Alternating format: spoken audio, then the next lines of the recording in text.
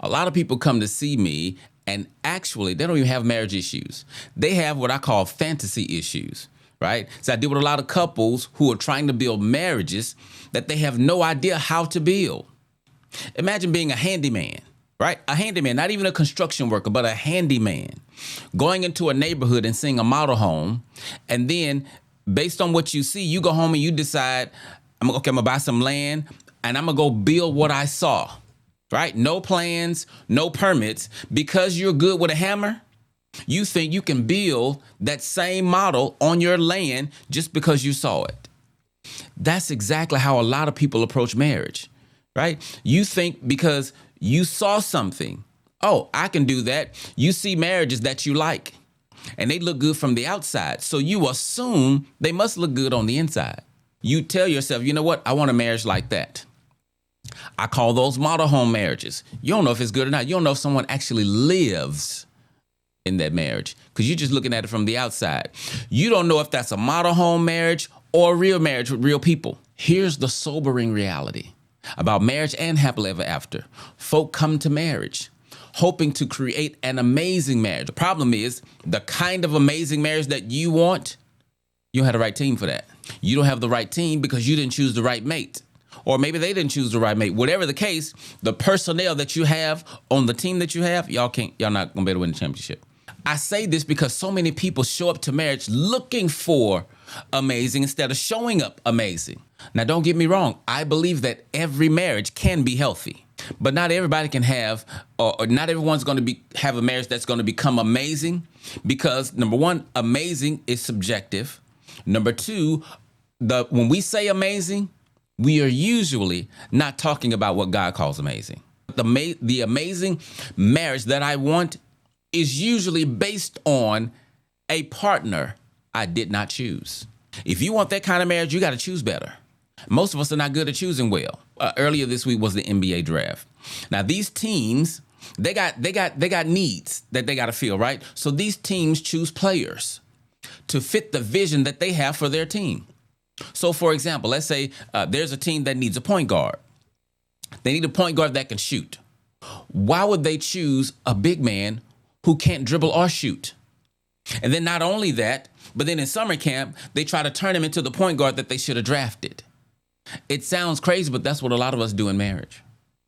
Mm-hmm. And that's my point, right? If you don't choose well up front, the marriage that you was so dying to get into and you thought it was just going to be amazing, you didn't plan for that. You didn't become that person and you didn't choose that person. If you wanted a fast break marriage, you can't choose somebody that don't like to run. If you want the kind of marriage where the wife stays at home and cooks and cleans and takes care of the kids and she's happy with that and she gives you sex whenever you want, then you need to choose the right personnel for that position. The problem is we choose everything else. Here's what really happens. We fall in love. We see somebody, we fall in love. And then after we fall in love, we start trying to fit them into our life instead of examining, does this person fit into my life? Does this person support the vision that God has given me for my life? Has God given me a vision? If he hasn't, why am I looking at mates? I need to be looking at him. But my point is, does this person line up with what I say I want in my life? We don't do that. We do that after the fact, after you've fallen in love. It's too late. And that's why there are some teams, i.e. marriages, there are some teams as constructed will never win a championship. So this week when they had the draft, that's why so many, Kevin Durant got traded to us, to the Rockets. I'm glad about that. So many teams are making trades and deals or whatever. Why? Because they're trying to get to a championship. Because they know as we are now, we're not going to win anything. And I'm telling you, in your marriage, based on the goals that you have, some of y'all are not going to ever win the championship because the championship you want is not the team that you chose to get that kind of championship. As a matter of fact, if you chose the wrong teammate, then guess what? They did too. So both of y'all chose wrong. Now what you going to do? Are you saying, sir, that if I chose the wrong mate and I can't have an amazing marriage, then I need to divorce them to have an amazing marriage? No. I mean, you do have to get a divorce, okay?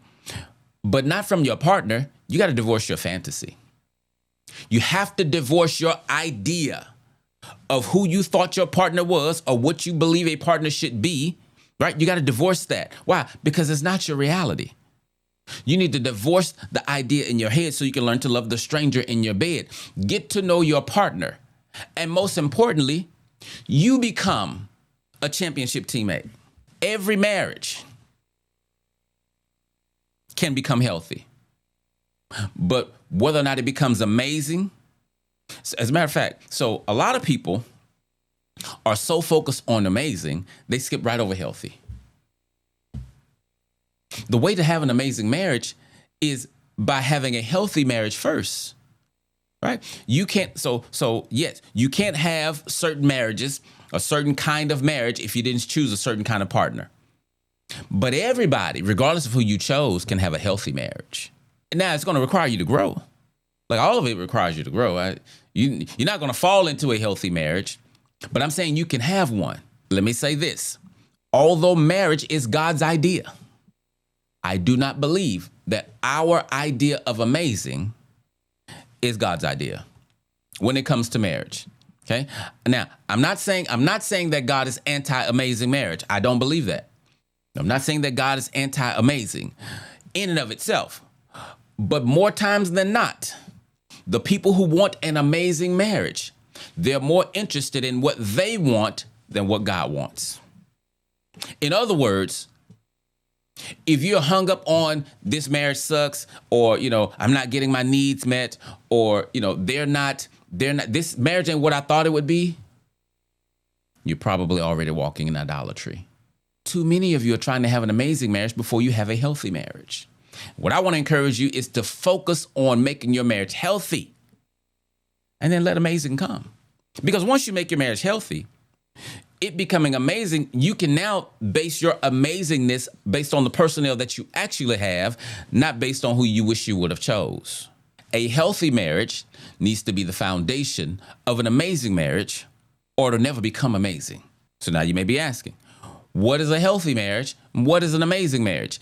If we think of terms, if we think again in terms of building a home, right? If we think of that, then healthy is like when you build a home and everything is working like it's supposed to work, right? You passed all inspections, you get in the home, the AC works, the light works, the gas works, like it's useful. It works the way it's supposed to work. An amazing marriage then, in this analogy, would be like a house with all the upgrades, right? Now, watch this. Some upgrades are actually necessary based on the people living in the house. But most upgrades that we want are nothing more than creature comforts. Yeah, like a man cave, or office in the house, or a 3-car garage, or bay windows, all that, right? If you had all the upgrades in your home, but your home couldn't pass inspection, in the same way, if you put all these upgrades in your marriage, or you try to, but you hadn't laid a solid foundation of a healthy marriage, you're gonna suffer, right? A healthy marriage is a marriage that is full of the fresh essentials. Now, you heard me talk about the fresh essentials before: forgiveness, respect, empathy, safety, and humility. So a healthy marriage then is, number one, between two forgivers, professional forgivers, I say. Two people committed to forgiving one another. A healthy marriage is two people committed to being respectful to one another. No matter what, I'm going to respect you. A healthy marriage is two people committed to showing empathy to their partner. A healthy marriage is two people committed to the safety of the other and the safety of the marriage. And then a healthy marriage is two people committed to the idea of humility, where I'm not the end all be all to anything, even if I'm the man. The more you maximize these 5 in your marriage, the more healthier your marriage will become. Okay? But it's not until your marriage is healthy that you can even start looking towards next level or amazing, or however you want to call it, right? When you divorce your marriage fantasies, you get rid of your marriage idols, then a healthy marriage can evolve. Your healthy marriage then can become a real marriage instead of a model home marriage. I'm not trying to discourage you from wanting whatever kind of marriage you want, okay? Whatever you want it to be, okay. But I am trying to get you to see how you may be expecting something from your marriage, or you may be expecting your marriage to do something for you that God never intended marriage to do for you. Marriage was never meant to complete you. Marriage was not meant to be your complete fulfillment. Marriage was not meant to be the place where you find happiness. Marriage is not the place where God designed for you to know who you are. Now, most of us, truth be told, end up learning who we are in marriage, but that's not God's design. Think about marriages back in the day. Okay. When you look at those marriages, do you think those marriages were strong? The ones that were strong, do you think they were strong because they had so much fun and the romance was always on 10 and they made each other happy? No.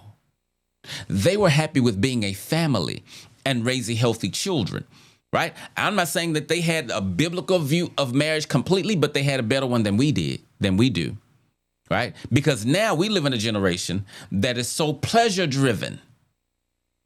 We don't want anything that's not pleasurable, including marriage. If you're driven by pleasure, you need to stay far, far away from marriage. Listen, you're gonna hurt yourself. Okay, if it's not for our pleasure, we tend to we tend to shun it, and which is I don't understand. I've said this before. Why folk every weekend are running to the marriage altar? You must not understand how difficult this thing is. And I'm not trying to, listen, I believe in marriage. I'm not trying to put a downer on you. I'm trying to give you reality. Stop running to marriage for popcorn. It's not the movies, right? Stop running to marriage to get your frills and thrills. Marriage is more like the hospital than the club. Marriage is more like a classroom than the club. You can have fun here, but that ain't what it's for. Now, the truth is, us being in a pleasure-seeking culture, that ain't gonna change, right? It's not gonna change. But for those of you who are more interested in what God wants than what you want, then I encourage you to focus more on becoming a great spouse instead of wishing you had one. Focus your energies on you becoming a championship teammate. Because the championship, if you didn't choose well up front, and let's just assume you didn't, okay? If you didn't choose well up front, you need to become a championship teammate. Your partner needs to become a championship teammate. And then you guys decide what kind of championship / what kind of amazing marriage you want to shoot for. You want a husband that always expresses all of his emotions and articulate and always calm. That ain't who you chose. Husband, you want a wife who takes responsibility for, when she do something, she owns it. She takes responsibility. Sir, those women don't exist on the planet. So you're married to your fantasy. I am trying to help you get more on the reality side than the fantasy side so you can understand when you come to marriage. Marriage is a great thing. Marriage is God's idea. Marriage is the first institution God created, but God did not create marriage for love. God did not create marriage for your fulfillment, for your joy. I'm not anti-joy in marriage. I'm not anti-companionship. I'm not anti-love, obviously. But when that becomes the primary thing, and God never made it the primary thing, automatically that's a red flag. Well, no, God wants me to be amazing. Well, depends on what you mean by amazing. But that's a whole nother topic. Listen, I hope this was helpful. I'll see y'all next time.